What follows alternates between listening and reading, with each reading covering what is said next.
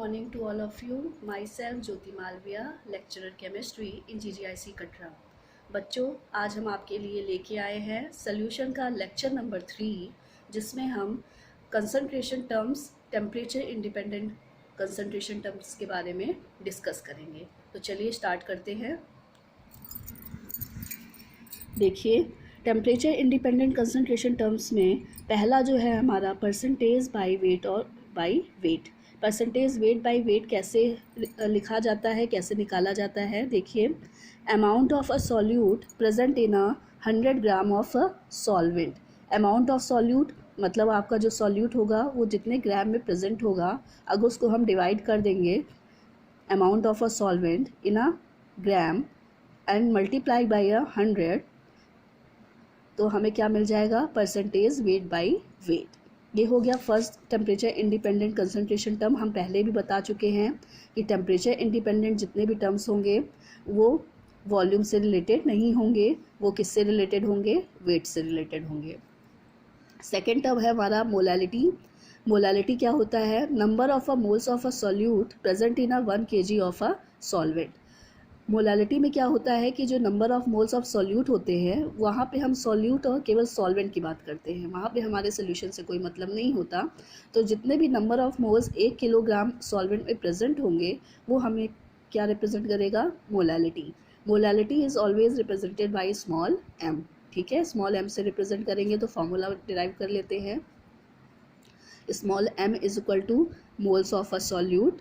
मैंने बताया कि जो भी आपको पहले दिया जाएगा वो आपका हमेशा न्यूमरेटर में होगा और जो बाद में दिया जाएगा वो डिनोमिनेटर में।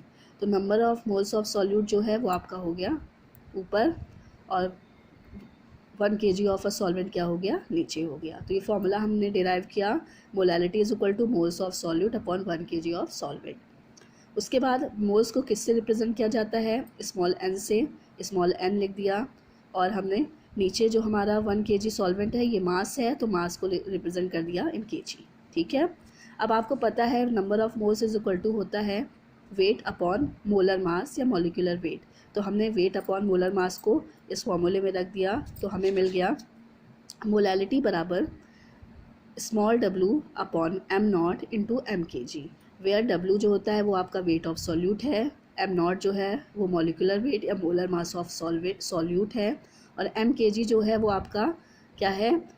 Volume of weight of a solvent in kg। अगर आपको सॉल्वेंट का वेट kg में ना दे के ग्राम में दिया गया हो, तो आप क्या करेंगे कि ग्राम को kg में कन्वर्ट करने के लिए 1000 से डिवाइड करेंगे, तो ये 1000 आपका ऊपर चला जाएगा। तो हमें जो फॉर्मूला मिलेगा वो मिलेगा small m is equal to w into 1000 upon m not into m0। ये हो गया मोलैलिटी का फॉर्मूला। अगर हम बेसिक डिफरेंस देखें मोलैलिटी और मोलैरिटी में, तो बहुत कम डिफरेंस है। अगर हम मोलैरिटी की बात करते हैं तो वहाँ पे आपका जो number of moles of solute होता है वो 1 लीटर ऑफ सोल्यूशन में प्रेजेंट होता है, और यहाँ पे क्या होता है? वहाँ 1 लीटर ऑफ सोल्यूशन होता है, यहाँ पे 1 kg ऑफ अ सॉल्वेंट। तो ये हो जाता है टेम्परेचर इंडिपेंडेंट कंसंट्रेशन टर्म, और वो हो जाता है टेम्परेचर डिपेंडेंट कंसंट्रेशन टर्म, क्योंकि फॉर्मूले में क्या इंक्लूड हो जाता है? आपका वॉल्यूम इंक्लूड हो जाता है। नेक्स्ट इसकी इंडिपेंडेंट प्रॉपर्टी कंसंट्रेशन टर्म जो है वो है ppm। ppm मतलब पार्ट्स पर मिलियन। पार्ट्स पर मिलियन मतलब 10 की पावर 6 पार्ट्स। तो नंबर ऑफ ppm जो होगा वो होगा mass of a solute upon mass of a solution into 10 की पावर 6। ये होता है नंबर ऑफ ppm, जिसमें मास ऑफ अ सॉल्यूट दोनों किस में प्रेजेंट होगा? ग्राम में। ठीक है, फॉर एग्ज़ाम्पल जैसे दिया है कि शुगर है, उसकी जो कंसंट्रेशन है वो 2 ppm इन सोल्यूशन है। तो इसका मतलब क्या हुआ? इसका मतलब ये है कि 2 ग्राम शुगर आपकी 10 की power 6 gram of a solution में प्रेजेंट है। ठीक है, एक होता है पार्ट्स पर बिलियन, जैसे आपने मिलियन पढ़ा इंटू 10 की पावर 6 पार्ट्स, तो पार्ट्स पर बिलियन में क्या होता है? Same formula, number of ppb बराबर क्या होता है? Mass of a solute upon mass of a solution into 10 की पावर 9 हो जाता है। क्या हो जाता है? 9 हो जाता है। तो हमने देखा टेम्परेचर इंडिपेंडेंट तीन टर्म्स। पहला आपने देखा percentage weight by weight, second molality, third आपने देखा ppm। नेक्स्ट देखते हैं मोल फ्रैक्शन। मोल फ्रैक्शन भी कैसी आपकी कंसंट्रेशन टर्म है? ये भी आपकी टेम्परेचर इंडिपेंडेंट कंसंट्रेशन टर्म है। तो मोल फ्रैक्शन क्या होता है, इसको इस तरह से समझेंगे कि मान लीजिए एक हमने कंटेनर लिया और कंटेनर में हमारा दो कंपाउंड प्रेजेंट है, एक ए है और एक क्या है, बी है। एक सॉल्यूट है, एक सॉल्वेंट मान लीजिए। सॉल्यूट के जो नंबर ऑफ मोल्स है वो Na है और बी के जो आपका सॉल्वेंट है उसके नंबर ऑफ मोल्स क्या है, Nb है। ये हमने दिखा दिया। तो अगर हम कहें कि ये नंबर ऑफ मोल्स है, फ्रैक्शन वेट क्या होंगे इसके, तो फ्रैक्शन वेट क्या होंगे, आपका Na होगा upon total number of mole जो प्रेजेंट होगा सोल्यूशन में। इसी तरह अगर हम फ्रैक्शन ऑफ बी बताएंगे तो ये क्या होगा, जो Nb के मोल्स होंगे वो upon total number of moles. तो इसके ये फॉर्मूला डिराइव किया गया। मोल फ्रैक्शन को एक्चुअली रिप्रेजेंट किससे किया जाता है, या तो एक्स से या तो जीटा से। तो हम कुछ किसी से भी रिप्रेजेंट कर सकते हैं। तो मोल फ्रैक्शन ऑफ अगर हमें ए निकालना है और हमें नंबर ऑफ मोल्स पता है दोनों के, तो कैसे निकालेंगे, mole fraction of a A, number of a moles of a A, जो भी कंपोनेंट का पूछा जाएगा उसके नंबर ऑफ मोल्स हमेशा ऊपर होंगे। तो number of moles of A upon number of moles of A plus number of moles of B, जितने total number of moles present होंगे। ठीक है। इसी तरह अगर हम बी का निकालना है, मोल फ्रैक्शन ऑफ बी, अब बी का पूछ रहा है तो एन बी क्या होगा, वो ऊपर होगा। तो एन बी अपॉन क्या हो जाएगा, N A plus N B.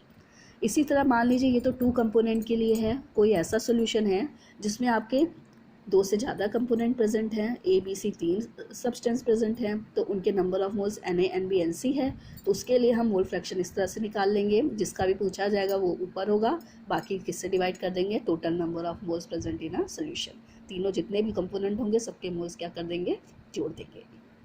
इस तरह से हम मोल फ्रैक्शन निकाल सकते हैं। मोल फ्रैक्शन के लिए सबसे इंपॉर्टेंट बात ये होती है कि अगर दो कंपोनेंट है तो उनके जो मोल फ्रैक्शन का एडिशन होगा, जो सम होगा, वो हमेशा 1 होगा। इसका मतलब ये है कि अगर हम एक मोल फ्रैक्शन निकाल लेते हैं एक कंपोनेंट का, तो दूसरे कंपोनेंट का ईजिली निकाल लेंगे।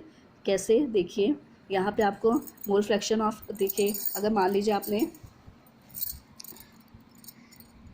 आपको ये दिया है तो आप जीटा बी कैसे निकालेंगे, सिंपल, जीटा बी बराबर 1 माइनस जीटा ए या एक्स से जो भी मान लिए, यहाँ पे इसकी वैल्यू रख देंगे तो हमें जीटा भी क्या मिल जाएगा, मिल जाएगा। तो हम इस फॉर्मूले के साथ से अगर एक कंपोनेंट का मोल फ्रैक्शन हमें पता है तो दूसरा निकाल सकते हैं। इसी तरह अगर 3 कंपोनेंट है तो उसका भी मोल फ्रैक्शन क्या होगा, सम उसका 1 होगा। चाहे जितने कंपोनेंट होंगे सबका मोल फ्रैक्शन का सम जो आता है वो हमेशा यूनिट आता है। ठीक है। तो ये कुछ क्वेश्चंस हैं जो हम आपको दे रहे हैं, आपका उसी बेस पे है जितने हमने फॉर्मूले कंसंट्रेशन टर्म्स के बताए हैं आपको, आप करिएगा और जहाँ प्रॉब्लम होगी डिस्कस कीजिएगा। पहला क्वेश्चन है, 5 ग्राम NaOH से बने 450 ml विलयन की मोलरता क्या होगी। ठीक है। Find the molarity of a solution containing 5 gram of NaOH in a 450 ml solution.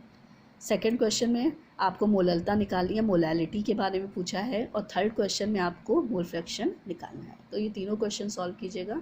Next video में हम इसके सोल्यूशन आपको देंगे, आंसर देंगे इसके।